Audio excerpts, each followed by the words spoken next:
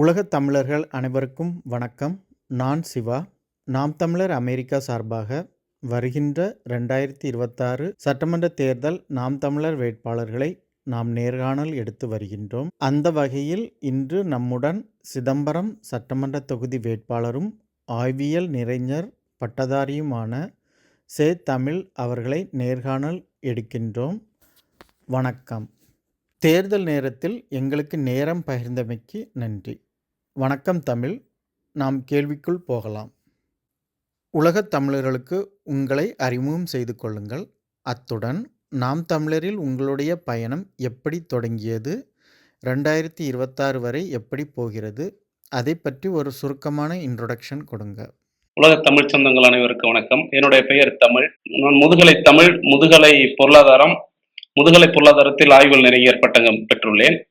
நாம் தமிழ் கட்சியில் அண்ணன் நம்மளுடைய 2010 நாம் தமிழ் கட்சியாக தொடங்கப்பட்ட காலத்திலிருந்து கட்சியோடு அண்ணனோடு தொடர்ச்சியாக களத்தில் நிற்கிறேன். மண்ணின் சிக்கல்கள், மக்களின் நலன்கள் உள்ளிட்ட போராட்ட களங்களில் தொடர்ச்சியாக அண்ணனின் உரல் பிடித்து வருகிற ஒரு தம்பியாக தொடர்ச்சியாக உண்மையும் நேர்மையுமாக இருந்து வருகிறேன். இதை வைத்தே அண்ணன் இந்த முறை போட்டியிடுகிற வாய்ப்பை அண்ணன் செந்தமிழ் சீமான் அவர்கள் எனக்கு வழங்கியிருக்கிறார்கள். 2026 தேர்தல் என்பது ஒரு மாற்று அரசியலுக்கான ஒரு பரிணாம வளர்ச்சியின் அடுத்த கட்டமாக பார்க்கப்படுகிறது. ஏனென்றால் 2010 கட்சி தொடங்கிய நாம் 2016 முதல் முறையாக தேர்தலில் போட்டியிட்டோம். அடுத்த பிறகு தொடர்ச்சியாக தேர்தலை போட்டியிட்டு இப்ப மீண்டும் 2026 சட்டமன்ற தேர்தலில் நாம் தமிழர் கட்சி ஒரு வலிமையான கட்சியாக போட்டியிடுகிறது. அதுவும் 2016 தொடங்கிய இந்த 1.1 என்கின்ற வாக்கு சதவீதத்தில் தொடங்கிய பயணம் தற்போது 8.22 என்கின்ற அளவில் தற்போதைய அங்கீகரிக்கப்பட்ட ஒரு அரசியல் கட்சியாக, தமிழகத்தின் 3வது பெரிய அரசியல் கட்சியாக இந்த தேர்தலை நாம் எதிர்கொள்ள இருக்கிறோம். இதுவரை 50 ஆண்டுகளுக்கு மேலாக இந்த மண்ணை ஆண்ட இந்த தீய திராவிட ஆட்சியாளர்கள் எதுவும் செய்யவில்லை என்கின்ற சிக்கல்கள் இருக்கிற காரணங்கள், தொடர்ச்சியாக இங்கு மண் வளம், மக்களின் நலன்கள் பாதுகாக்க வேண்டிய தேவைகள் இருக்கிறது. அதற்காக ஒரு மாற்று அரசியல் முன்வைக்கிற நாம் தமிழர் கட்சி இந்த தேர்தலை மாற்று அரசியலை வெல்வதற்கான ஒரு தூய சக்தியாக இந்த மண்ணில் நிற்கிறது. நன்றி. நல்ல நோக்கங்கள் நிறைவேறட்டும். உங்கள் பார்வையில் சிதம்பரம் தொகுதியில் மக்களுக்கு என்னென்ன பிரச்சனைகள் இருக்கின்றது? தொடர்ச்சியாக சிதம்பரம் சட்டமன்ற தொகுதியில் அனைத்து இந்திய அண்ணா திராவிட முன்னேற்ற கழகம் கடைசியாக ஒரு 10 ஆண்டுகள் ஒரே சட்டமன்ற உறுப்பினர் தான் இருக்கிறார். அதற்கு முன்பாக கம்யூனிஸ்ட் கட்சியினுடைய சட்டமன்ற தொகுதியாக இது இருந்தது. அதற்கு 25 ஆண்டுகளுக்கு முன்பாக திராவிட முன்னேற்ற கழகத்தினுடைய சட்டமன்ற தொகுதியாக இது இருந்தது. ஆனால் இங்கு ஆட்கள் மாறினார்களே தவிர இங்க இருக்கிற சிக்கல்கள் தீர்ந்தப்படவில்லை. இங்க இருக்கிற பிரதான சிக்கல் என்பது 2 பெரும் ஆறுகள் இங்கு ஓடுகிறது. கொள்ளிடத்தினுடைய காவிரி ஆற்றினுடைய கடைமடை என்பது கொள்ளிடம். அந்த கொள்ளிடத்தினுடைய கடல் முகத்துவாரமாக இருக்கிற கொள்ளிடம் பகுதியும், இன்னொன்று வெள்ளாறு, எங்கள் சிதம்பரம் தொகுதியில் சொல்வார்கள் காசிக்கு வீசம் வெள்ளாறு, காசிக்கு நிகரானது ஒரு ஆறு வெள்ளாறு என்று சொல்வார்கள். அப்படி காசிக்கு வீசம் வெள்ளாறு உவர் நீராக மாறிவிட்டது. இப்போது விவசாயத்தை பெரும் பணியாக கொண்ட இந்த மண்ணில் கடல் நீர் உட்புகுந்து கொள்ளிடம் ஆற்றிலும் வெள்ளாற்றிலும் கடல் நீர் உட்புகுந்து கடல் தொலைவிலிருந்து கிட்டத்தட்ட ஒரு 35 கிலோமீட்டர் தொலைவிற்கு உப்பு நீர் உள்புகுவதால் லட்சக்கணக்கான ஏக்கர் விவசாய நிலங்கள் தண்ணீரற்று இல்லாத சூழலில் ஒரு உவர் நீர்களை கொண்ட ஒரு சூழலாக மாறி விவசாயம் பொய்த்து போய் இருக்கிறது. இப்ப பிரதான சிக்கலாக இருப்பது என்பது இங்கு ஆற்றில் தடுப்பணைகள் வேண்டும் என்பதுதான். கொள்ளிடம் ஆற்றில் கடமடை இருக்கிற கொள்ளிடம் ஆற்றில், காவிரியினுடைய கொள்ளிடம் ஆற்றில் இருக்கிற ஒரு தடுப்பணையும், வெள்ளாற்றில் சிதம்பரத்தினுடைய கடைசி பகுதியாக இருக்கிற பரங்கிப்பேட்டை பகுதியில் ஒரு தடுப்பணை இருக்குமே ஆனால் பல லட்சம் கணக்கான ஏக்கர் நிலங்கள் இங்கு விவசாயம் செய்வதற்கு ஏதுவாக இருக்கும். இந்த சிக்கல்கள், இதுதான் பிரச்சனை. இந்த பிரச்சனைகளுக்கு தீர்வு என்பது என்ன என்று தெரியாமலேயே இங்க இருக்கிற சட்டமன்ற உறுப்பினர்கள் இங்கு ஆண்டு கொண்டிருக்கிறார்கள் என்பதுதான் இங்க இருக்கிற பிரதான சிக்கல். நாம் தமிழர் அரசு, நாம் தமிழர் ஆட்சி இங்கு ஏற்படுகிற பொழுது நமக்கு இருக்கிற முதன்மையாக தீர்க்க வேண்டிய சிக்கல் என்பது, நாம் நீர்வள மேலாண்மையில் சரியான நீர் மாநாடுகளை நடத்தியிருக்கிறோம். நீர்வளத்தின் தேவையை இங்கு நம்ம உணர்ந்திருக்கிறோம். அப்படி தடுப்பணைகள் கட்ட வேண்டும் என்பது பிரதான வேலை. அந்த வேலைகளை நாம் உறுதியாக செய்ய வேண்டிய தேவை இருக்கிறது. அது நாம் செய்வோம், உறுதியாக செய்வோம். இப்ப சிதம்பரத்தை நீங்க எடுத்துக்கிட்டீங்கன்னா தொடர்ச்சியாக ஒரு உலக புகழ் பெற்ற ஒரு உலகத்தினுடைய மைய பகுதி சிதம்பரம் என்று சொல்வார்கள். அப்படி நடராஜருக்குடைய இங்கு கோயில் இருக்கிறது. அதற்கு அருகிலேயே உலக புகழ் பெற்ற சுரப்புன்னைகள் காடுகள் நிறைந்த பிச்சாவரம் சதுப்பு நிலக்காடுகள் ஒரு பெரிய சுற்றுலா தலமாக இருந்து கொண்டிருக்கிறது. இவைகளுக்கு இங்கன்னா அடிப்படை வசதிகள் இருக்கிறதா என்றால் இல்லை. தற்போது சுற்றுலா பயணிகளின் எண்ணிக்கை ஆண்டுதோறும் அதிகமாகி கொண்டே இருக்கிறது. இப்ப நடராஜர் கோயிலினுடைய மக்களுடைய பக்தர்கள் வருகை, நடராஜர் கோயிலினுடைய சுற்றுலா பயணிகளுடைய வருகை அதிகமாக இருக்கிறது. ஆனால் வருகிற வாகனங்களை நிறுத்துவதற்கு இதுவரை ஒரு வசதிகள் இல்லை. இப்ப இங்க என்ன சிக்கல்னா, சிதம்பரம் மட்டுக்கும் நீங்க 4 வீதிகளில் தவிர்த்து மற்ற இடங்களில் சிதம்பரத்தினுடைய உட்புகுது பகுதிகளிலும் சிதம்பரத்தை வெளியாகும் பகுதிகளிலும் இங்கு குடிப்பதற்கு மதுபான கடைகள் இருக்கிறதே தவிர, அந்த குடித்து விட்டு அவர்கள் சிறுநீரை வெளியேற்றுவதற்கு ஒரு கழிவறை வசதிகள் கூட செய்து வைக்காத ஒரு நிலையில் தான் இந்த சிதம்பரத்தினுடைய சுற்றுலா பயணிகளினுடைய அவதியான நிலை இருக்கிறது. அதே போல இங்கு பிச்சாவரம் சுரப்புன்னை சதுப்பு நில காடுகளாக இருக்கட்டும், இங்க இருக்கிற சுற்றுலா பயணிகளுக்கு என்று எந்த வசதிகளும் இதுவரை செய்ய முடியாத, செய்து தராத ஒரு அரசுகளாக செய்து தராத ஒரு நிலை தான் இன்று இருக்கிறது. அதுவும் சிதம்பரம் நகர பகுதிகளில் எந்த அடிப்படை வசதிகளும் இல்லை. தொடர்ச்சியாக ஏற்கனவே 100 கோடிகளுக்கு பாதாள சாக்கடை திட்டம் என்று கொண்டு வந்தார்கள். பாதாள சாக்கடை திட்டம் இதுவரை 10 ஆண்டுகளாக, அது அனைத்து அண்ணா திராவிட முன்னேற்ற ஆட்சிகள் 5 ஆண்டுகளிலும் இப்போது இருக்கிற திராவிட முன்னேற்ற ஆட்சிகளும் 10 ஆண்டுகள் இதுவரை முடிக்க முடியாத பாதாள சாக்கடை திட்டங்களாக பாதாள சாக்கடை திட்டம் முடிக்காமல் வெறும் சாலைகள் எல்லாம் குண்டும் குழியாக சிதம்பரம் நகரத்துக்குள்ளேயே இருக்கிறது தான் வேதனையில் வேதனை. அதுல அதை தாண்டி வெளியேறுகிற சிதம்பரத்தினுடைய கழிவு நீர்களை பாசிமுத்தான் ஓடை என்கின்ற ஒரு ஆற்றில் கலப்பதால் அந்த பாசிமுத்தான் ஓடையினுடைய நீர்வளம் வீணாகப்பட்டு கழிவு நீர் கலக்கப்பட்டு அந்த நீரும் பயன்படுத்தப்படாத நிலையில் தொடர்ச்சியாக ஒரு சரியான நிலை இல்லாத ஒரு சூழல் இங்கு நிலை கொண்டிருக்கிறது. சிக்கல்களை கேட்கும் போதே கஷ்டமாக இருக்கிறது. இதற்கு நாம் தமிழர் எடுத்து வைக்கும் தீர்வுகள் என்ன? இந்த 2026 தேர்தலின் மூலமாக நீங்கள் எடுத்து வைக்கும் தீர்வுகள் என்ன? இல்ல, இப்ப நாம் தமிழர் பிள்ளைகள் ஏற்கனவே நாம் சொல்லியிருக்கிறோம். நாம் பிற குறைகளை கேட்க வந்தவர்கள் அல்ல, மாற்றாக குறைகளை தீர்க்க வந்தவர்கள் என்று நாம் முதன்மை நோக்கமாக வைத்திருக்கிறோம். நமது இங்க இருக்கிற குறைகள் என்பது நமக்கு தெரிந்த குறைகள் தான். அதை குறைகளை தீர்க்க வேண்டிய தேவைதான் இருக்கிறது. தொடர்ச்சியாக இங்க இருக்கிற அந்த நாம் ஏற்கனவே சொன்னது போல வெள்ளாற்றில் தடுப்பணை கட்டி இங்க இருக்கிற ஆயிரக்கணக்கான விவசாய நிலங்களை பயிர் செய்து மீண்டும் விவசாயத்திற்கு தள்ளப்பட வேண்டிய ஒரு சூழல். அதே போல் இந்த கொள்ளிடம் கடைமடை வாய்க்கால் இருக்கிற நம்ம கொள்ளிடம் ஆற்றில் ஒரு தடுப்பணை ஏற்படுத்தப்பட்டு அந்த பகுதியில் இருக்கிற விவசாயிகளுடைய வாழ்வாதாரத்தை உயர்த்துவது, விவசாயத்தை உயர்த்துவது, அதுதான் முதன்மை பிரதான வேலையாக இருக்கிறது. அதற்கு அடுத்தபடியாக இந்த சிதம்பரத்தில் இருக்கிற பாதாள சாக்கடை திட்டத்தை ஒழுங்கு செய்து சரியான வேகத்தில் உரிய நேரத்தில் அந்த பாதாள சாக்கடை திட்டத்தை முறைப்படுத்தி அதனுடைய கழிவு நீரை சுத்தப்படுத்தி மையங்கள் இருக்கிறது, ஆனா சுத்தப்படுத்தப்படாமல் இருக்கிறது. இப்ப கழிவு நீரை சுத்திகரிப்பு நிலையங்களை சரி செய்து பாசிமுத்தான் ஓடையை சரி செய்ய வேண்டிய தேவை இருக்கிறது. சுற்றுலா தலங்கள் இருக்கிற சுற்றுலாவாசிகளுக்கு வாகனங்களை நிறுத்துவதற்கு ஒரு நிறுத்தகங்கள் இல்லாது சாலை ஓரங்கள் நிறுத்தி ஒரு போக்குவரத்து நெரிசல் மிகுந்த நகரமாக மாறி இருக்கிறது. அப்ப சிதம்பரத்திற்கு வருகிற சுற்றுலா பயணிகளுக்கு என்று வாகனம் நிறுத்துவதற்கு ஒரு வாகனம் நிறுத்தகம் முக்கிய தேவையாக இருக்கிறது.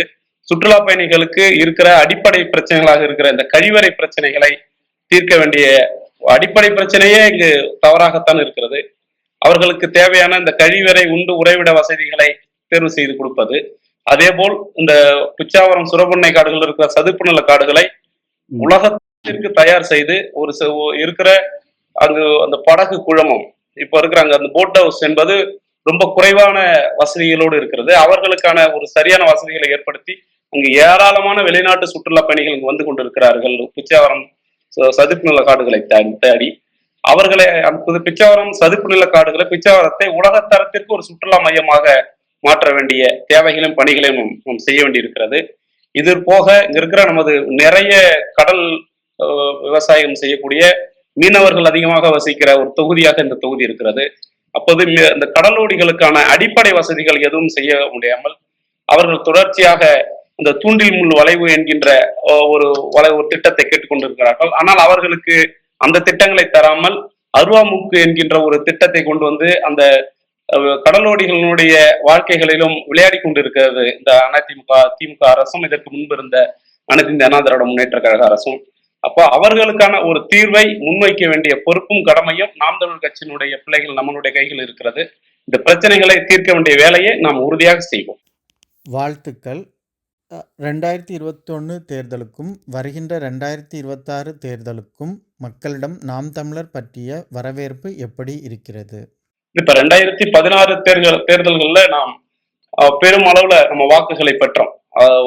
குறிப்பாக சிதம்பரம் தொகுதிகளில் ஏற்கனவே 2016, 19 தேர்தல்களை காட்டிலும் 2016, 21 தேர்தல்களில் நாம் பெரிய அளவில் வாக்குகளை பெற்றோம். 2014 பெற்றோம். இப்போது அந்த புதிய கட்சிகள், புதிய ரசிக குஞ்சிகள் எல்லாம் இங்கு நடமாடி கொண்டிருக்கிறார்கள். அவர்களது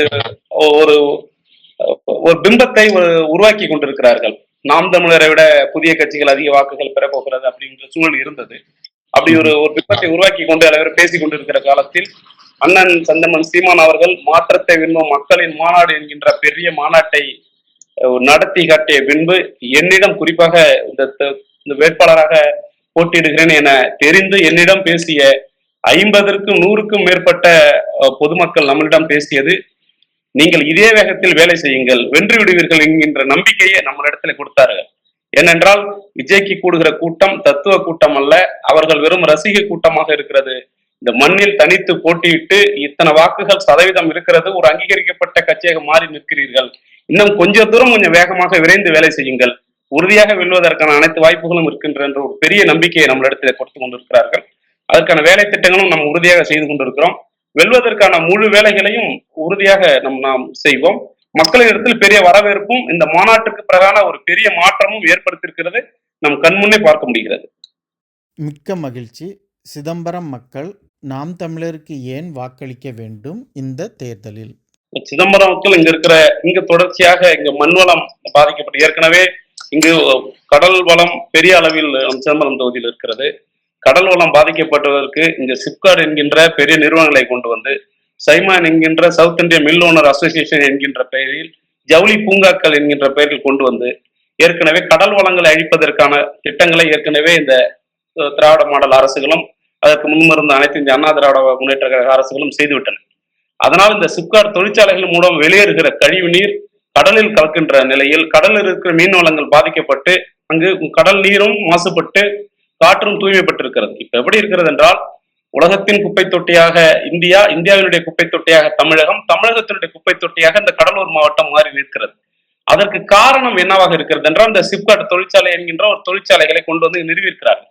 அதற்கு முதன்மையான காரணம் சிப்காட் தொழிற்சாலை அமைவதற்கான இடமும் அதிலிருந்து கால்வாய்கள் சென்று ஆற்றில் கறந்து அந்த ஆற்று நீர் கடலில் கலப்பதற்கான ஒரு வசதிகள் இங்கு இயற்கையாகவே அமைந்ததன் காரணமாக இந்த மாவட்டத்தினுடைய கசப்பான ஒரு திட்டங்களை கொண்டு வந்து இங்கு கடல் வளம் பாதிக்கப்பட்ட சூழல் இருக்கிறது. இதுல சென்னையில் இருக்கிற அடையார் புற்றுநோய் ஆராய்ச்சி நிறுவனம் சொல்கிறது, அதிக புற்றுநோயாளிகள் நிறைந்த மாவட்டமாக இந்த கடலூர் மாவட்டம் மாறி இருக்கிறது அப்படின்ற ஒரு ஆய்வு சொல்கிறது. இதற்காக இந்த புற்றுநோய் நோயாளிகள் அதிகமாக ஆனார்கள் என்றால் இந்த சிப்காட் தொழிற்சாலைகளின் மூலம் ஏற்படுகிற அந்த ரசாயன கழிவுகள் காற்றில் கலந்து அந்த காற்றில் சுவாசிக்கிற மக்களுக்கு புற்றுநோயாளிகள் நிறைந்த மாவட்டமாக மாறி நிற்கிறது. அப்ப இங்க காற்று நஞ்சாக்கி விட்டது, கடல் நீர் நஞ்சாகி விட்டது, நிலம், இந்த கழிவு நீர்கள் நிலம் மாசடைந்து விவசாயங்கள் பாதிக்கப்பட்டு விட்டன. இதில் கடல் நீர் தண்ணீர் இல்லாமல் இங்க தடுப்பணைகள் இல்லாத காரணத்தால் கடல் நீர் உட்புகுந்து எண்ண ஆயிரக்கணக்கான ஏக்கர் நிலங்கள் பாதிக்கப்பட்டு ஒரு வறண்ட மாவட்டம் என்கின்ற நிலைமைக்கு மாறி நிற்கிற ஒரு சூழலில் இந்த மண் இருக்கிறது. இவைகளெல்லாம் மாற்ற வேண்டிய பொறுப்பும் கடமையும் நாம் தமிழ் கட்சிக்கு இருக்கிறது. இவைகளை மாற்றுவதற்காகவாவது நாம் தமிழ் கட்சிக்கு எமது இனத்தின் மக்கள் வாக்களிப்பார்கள் என்று நம்புகிறோம். அதனால் வாக்களிப்பார்கள் என்று நினைக்கிறோம். கண்டிப்பாக.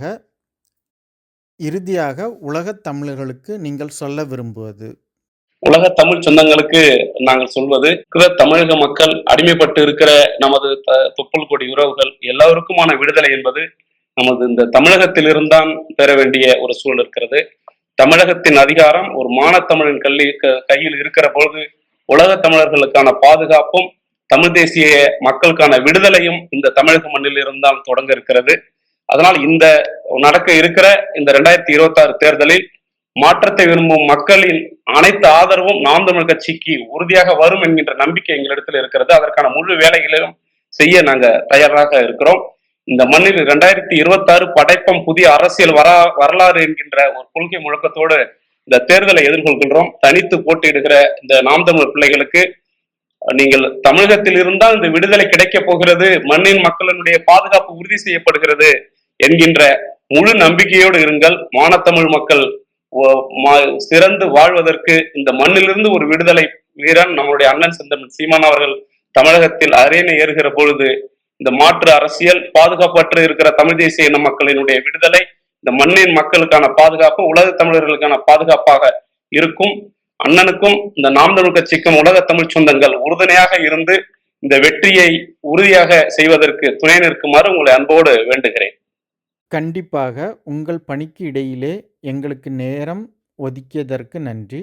உங்களுடைய தேர்தல் பணிகள் சிறக்கட்டும். வணக்கம். நன்றி.